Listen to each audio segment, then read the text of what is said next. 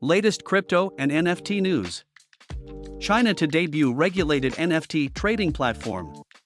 Chinese authorities are finally ready to expand into the metaverse. A recent report by Sina News states that a new NFT trading platform with secondary market features is being debuted next year. China Digital Asset Trading Platform built and regulated by China Technology Exchange, China Cultural Relics Exchange Center, and Huaben Digital Copyright Service Center Company, Limited. Furthermore, CTE will also handle the copyrights and transactions of digital collectibles. China has been quite behind when it comes to crypto and NFT adoption.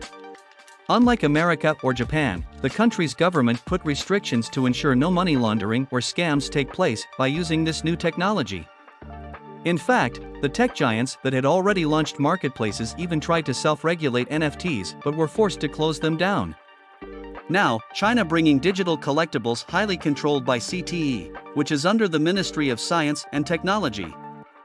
Visit our website for more news.